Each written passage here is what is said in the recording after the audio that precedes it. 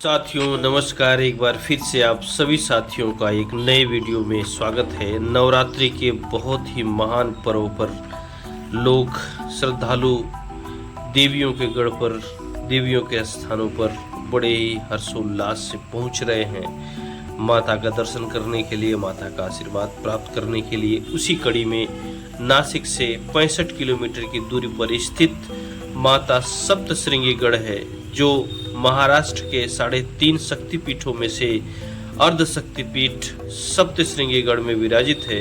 माता सप्तश्रृंगी के रूप में उसका आप सभी साथियों को दर्शन कराएंगे, माता का दर्शन कराएंगे, माँ का आशीर्वाद प्राप्त कराएंगे।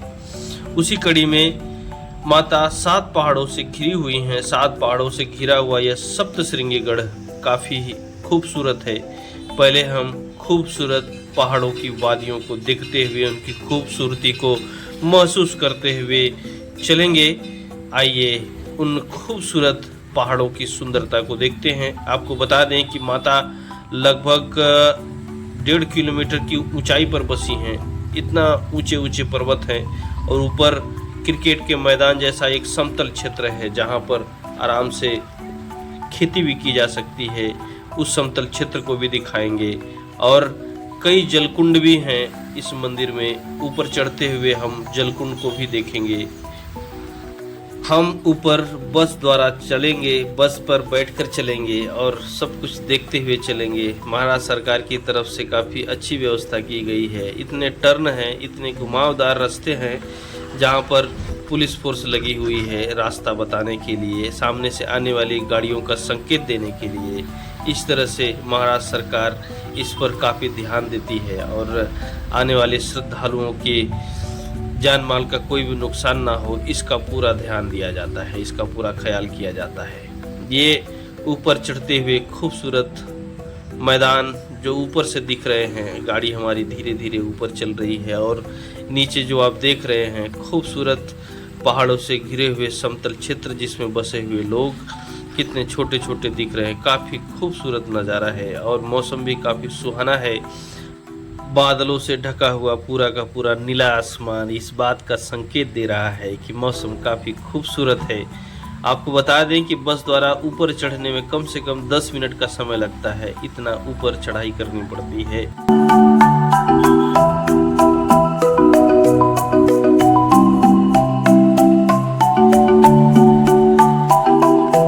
पहाड़ों की सुंदरता किसी स्वर्ग के आकर्षण से कम नहीं है। कुदरती सौंदर्य दिल को छू जाता है। उनकी सुंदरता वाकई काफ़ी काबिले तारीफ है। प्रकृति ने क्या बनाया है, देखकर यहाँ आनंद ही आनंद आता है। हल्की हल्की ठंडी हवा वृक्षों से झंकार पैदा करती हुई बह रही है। दूधिया झरनों पत्थरों के बीच में से होता हुआ सब कुछ हमारी आंखों के सामने उतर रहा है। हम बहुत ही आनंदित हो रहे हैं। पहाड़ आपको लुभाते हो या नहीं, लेकिन यह सभी को पता होना चाहिए कि पहाड़ों में जीवन देने की कितनी क्षमता होती है। साथ ही पहाड़ों की शानदार जैव विविधता की महत्ता को समझकर उनके संरक्षण का हर संभव प्रयास होता है। हमें जो ताज़ा पीने योग्य पानी मिलता है उसका 60 से 80% पहाड़ों से हासिल होता है।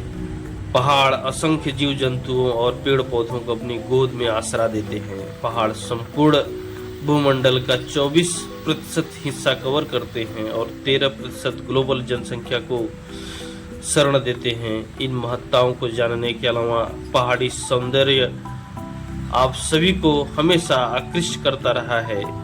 पहाड़ खामोश प्रहरी हैं जो अनेक तरह से हमारी रक्षा करते हैं। पहाड़ों की यात्रा करने का अर्थ है प्रकृति से ऐसे जुड़ना कि अपने ही मन की गहराइयों में उतरने का अवसर मिल जाता है।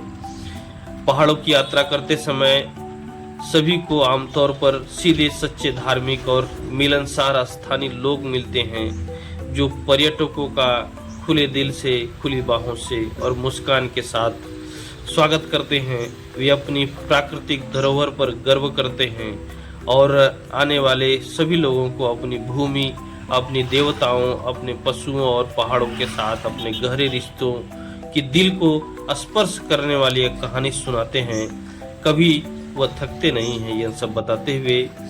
मैं अक्सर देखता हूँ, मैं अक्सर यात्रा करता रहता हूँ, इसलिए मैंने स्थानीय लोगों के साथ सुनसान जंगलों, खामोश पहाड़ों में घंटों बिताए हैं, लेकिन कभी भी मैंने परेशानी या असुरक्षा का एहसास तक नहीं किया है। इतने मिलनसार होते हैं ये लोग। पहाड़ केवल शानदार नज़ारों और सोशल मीडिया प्लेटफॉर्म योग्य तस्वीरों के लिए नहीं होते।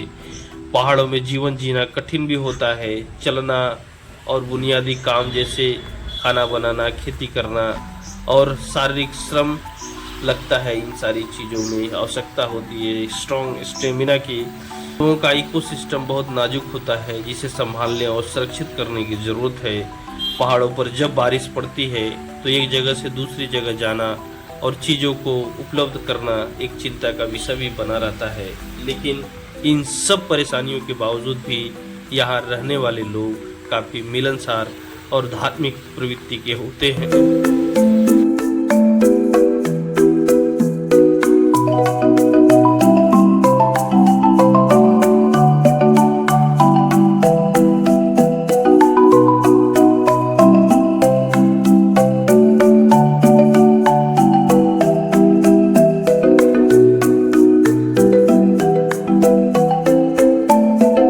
ऊपर चढ़ाई करने पर यही वो मैदान है जिसकी बात हमने की थी। काफ़ी समतल क्षेत्र है।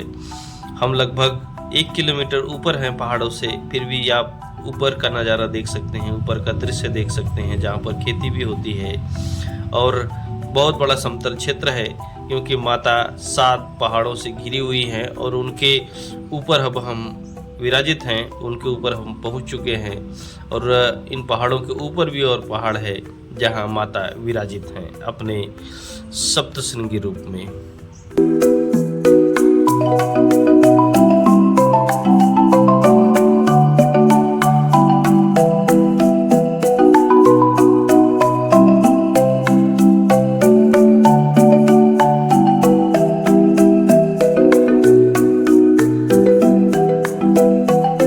माता का दर्शन करने के लिए 2 रास्ते हैं, एक सीढ़ियों का रास्ता है और दूसरा रोपवे का रास्ता है। इस तरह से हम सीढ़ियों के जरिए माता का दर्शन करने चलेंगे। 480 के लगभग सीढ़ियां हैं जो ऊपर चढ़नी होती हैं माँ का दर्शन करने के लिए। ये मुख्य गेट है जहाँ से सीढ़ियां ऊपर जाती हैं और हम इन्हीं सीढ़ियों की मदद से ऊपर माता का दर्शन करने के लिए चलेंगे।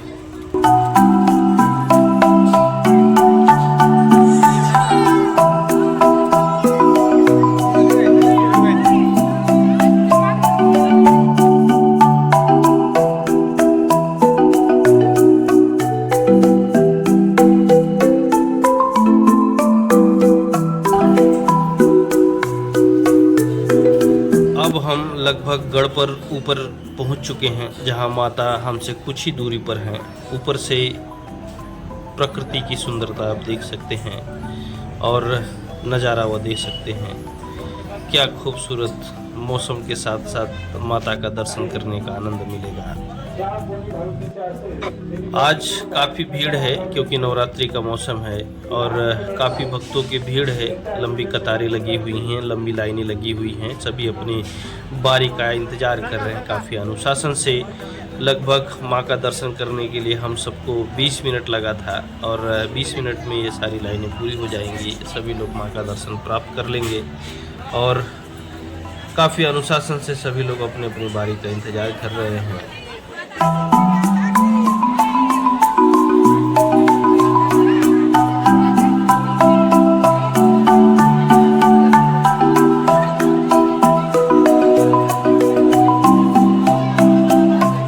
हर साल नवरात्रि के दौरान सप्तशृंगी किले में एक बड़ा जुलूस निकलता है। राज्य भर से श्रद्धालु यहाँ दर्शन के लिए आते हैं।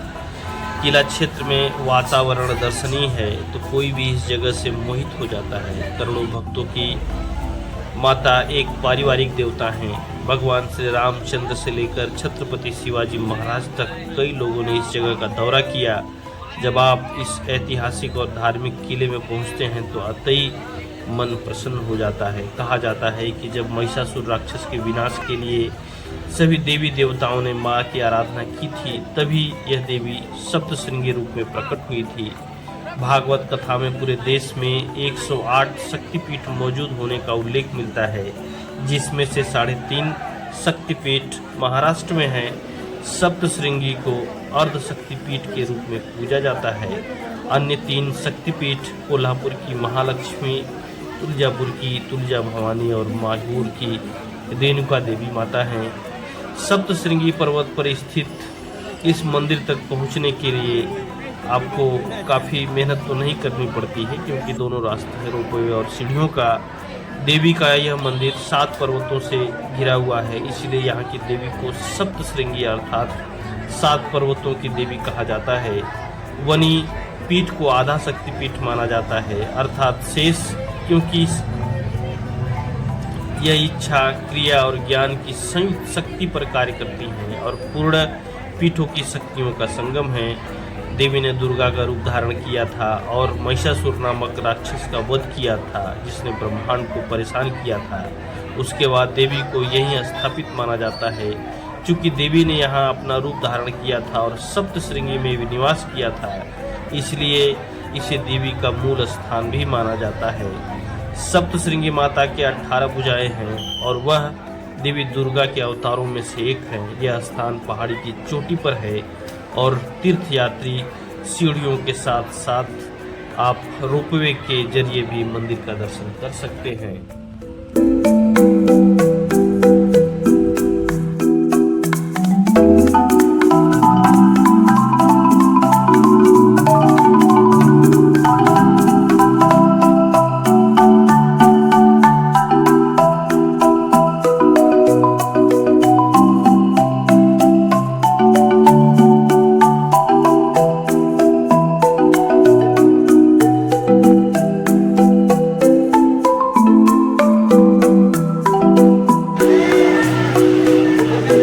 नवरात्रि के इस महान पर्व पर माता का दर्शन पूरा हुआ।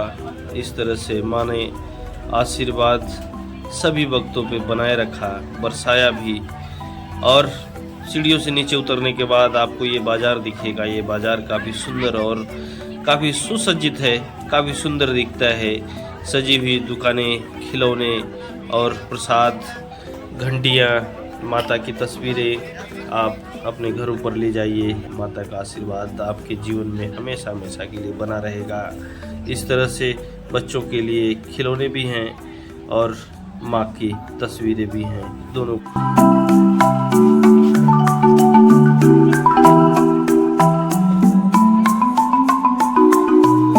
वीडियो को अंत तक देखने के लिए आप सभी साथियों का बहुत बहुत धन्यवाद। माँ का आशीर्वाद आप सब पे बना रहे।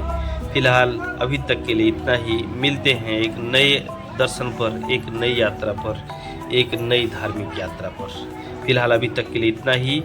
जय सप्तश्रृंगी माता की।